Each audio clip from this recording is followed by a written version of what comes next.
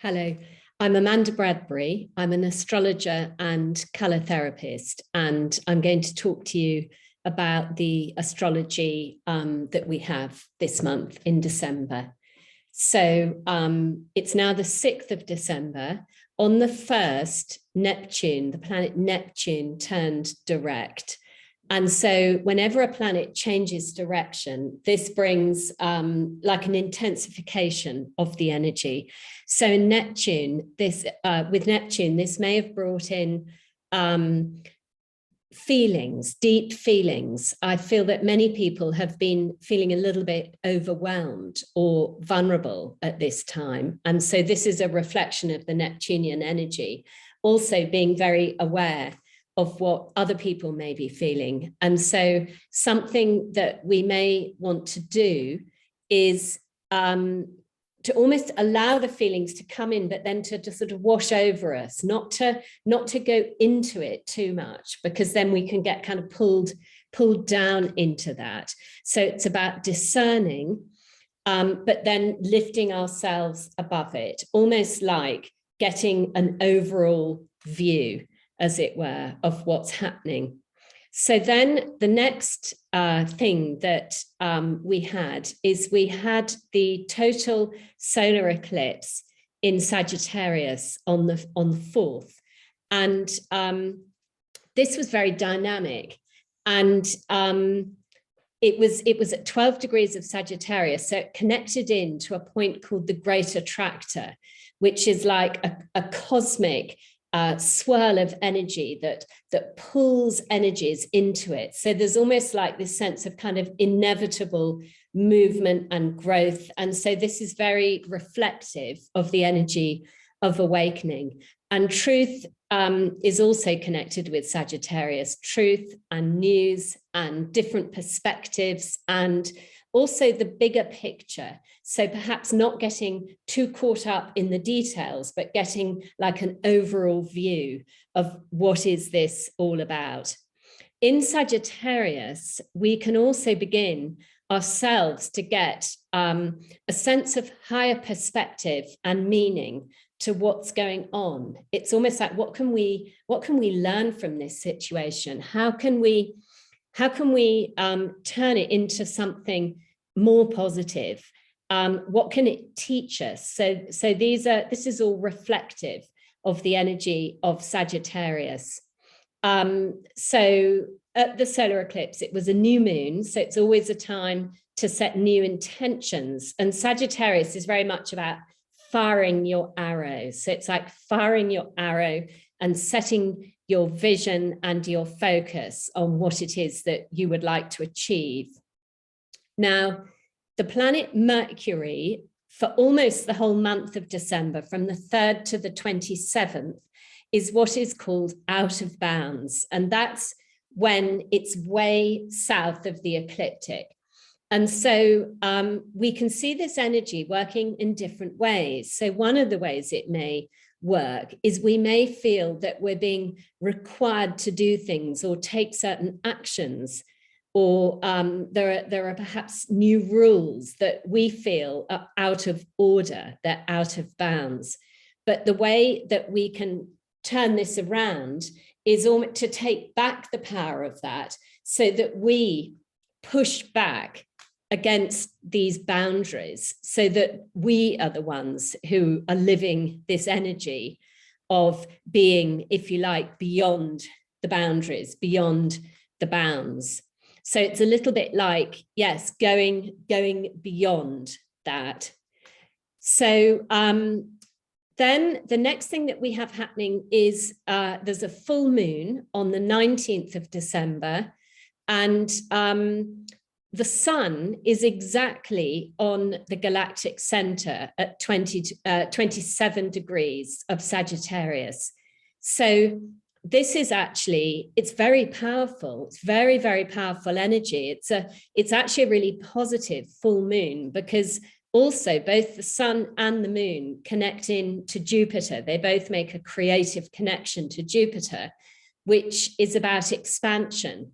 So, and also somehow like a very big energy. And because of the connection to the galactic center, it's like almost like moving beyond our kind of small humanness, or, you know, perhaps the way that we've lived or the way that we've looked at things may have been a bit narrow, a bit small. And it's almost like, no, just kind of break free of all of that. It's like, see the immensity, you know, step into the wonder and the awe of our human existence. You know, what does it mean to be truly human? How can we honor that as well? So these are perhaps some of the themes that we could connect into around the time of this full moon. So then on the 23rd of December, this is a really big day because there's two different things happening astrologically on this day. And the first is that we have the third and final square between Saturn and Uranus. So this is a little challenging, actually, and they continue to be in aspect next year, but they're not exact. They're within about a degree, but it's going to be exact for the last time in December. So this could feel like a sort of tightening up of the screws. And so Saturn is about authority. It's perhaps, you know, can be a little rigid, but it can be about connecting with our own inner authority as well. Almost like, you know, we have Saturn in Aquarius. Saturn in Aquarius is it's like, what is our sacred duty? You know, what are we here to do? You know, what do we see going on around us?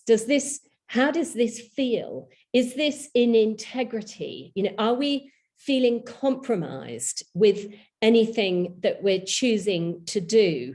And so I think it's about a lot of people really asking themselves some you know, quite deep and searching questions about how they're choosing to live their lives.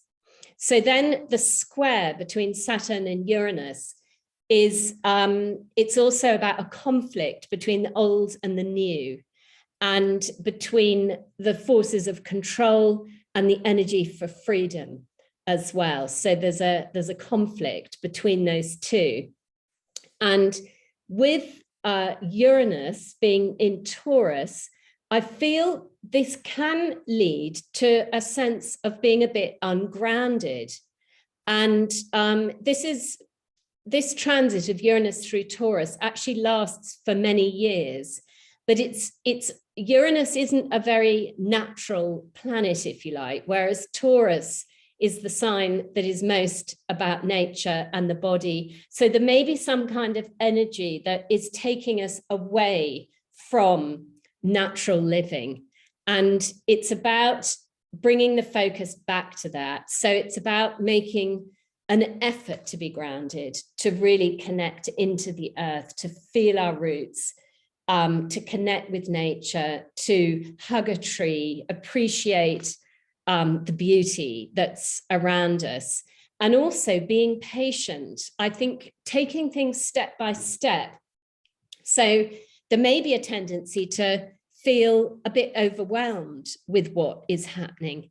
And if that's the case, we can just do small things, a few things each day that are practical, or, you know, ways of taking action and moving our situation forward.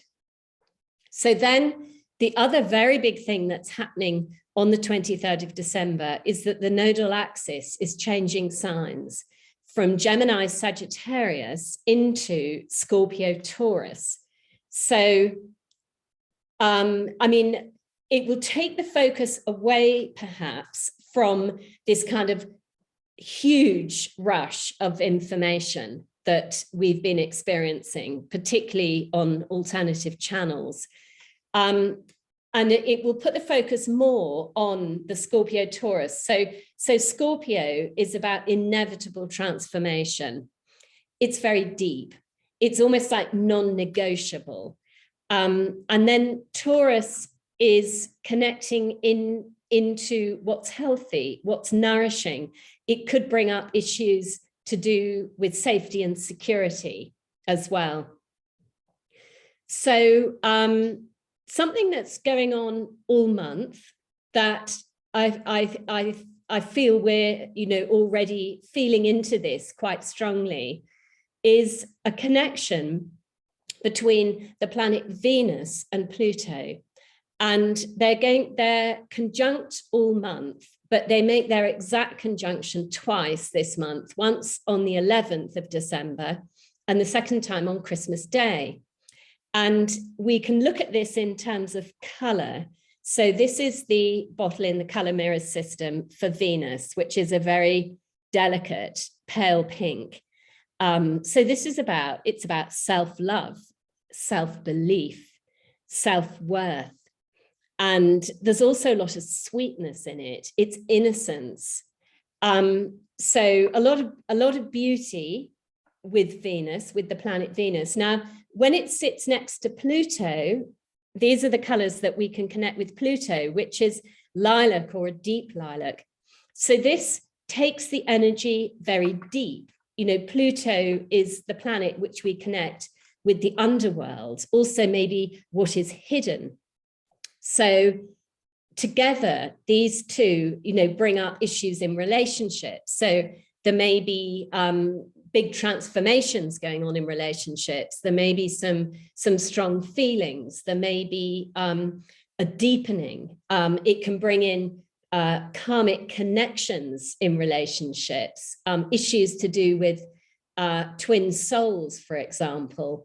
So there can be a real intensity with it. And yes, it can also be like our relationship with authority, for example, or the bodies that we've given our authority to.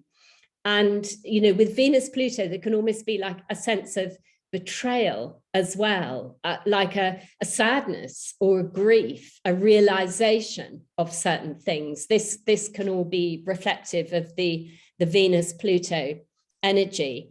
So it's not necessarily an easy connection to have on Christmas Day. So it's almost like we might need to work quite hard at saving Christmas, you know, with the Saturn Uranus square a couple of days before, and then the Venus Pluto conjunction on the day. It's quite intense. It may be, it has a little bit of a sense of almost like austerity because it's Venus in Capricorn, almost like a sense of kind of doing without. So it will be interesting to see how that plays out. Now, if you put those two colors together in the color mirror system, we have this bottle, which is the new higher vibrational heart chakra bottle with lilac above, pale pink. And so there's a focus on the heart. You know, collectively, we're being asked to bring our focus into the heart, to feel compassion, to soften, you know, the hard edges, the separation that has been artificially created. So it's very much about coming together. And so the message of this particular heart chakra bottle is also about the oneness with all humanity as well. So it's like a oneness that crosses boundaries to do with countries, nationalities, political parties. You know, all of this is almost like irrelevant in the larger scheme of things. And so it's about really just bringing the energy into our heart, also a surrender, a letting go as well. So it's almost like there's only so much you can do. There's that feeling with it too. It's a relaxing energy. So now the last astrological energy that I'd just like to talk about is a big transition that we have, which is that the planet Jupiter is moving into Pisces. And it was there earlier this year. and it's moving back in again on the 29th of December. And I feel this will be very helpful. You could almost look at this as a sense of grace. You know, Jupiter in Pisces is much softer than it was in Aquarius. So Jupiter in Aquarius could almost like be fueling this sense of separation. You know, the symbol, the glyph for Aquarius is like these two lines. So it's almost like it's slightly kind of prickly.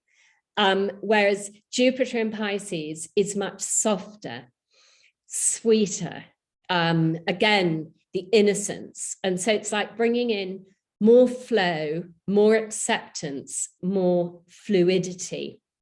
So you could also look at it that the movement of Jupiter in Pisces is like in the way that water finds a way through, that we can also find our way through, that it's almost like one way may not be available to us, but we can find another way. So I think we can use this adaptability and flexibility at this time.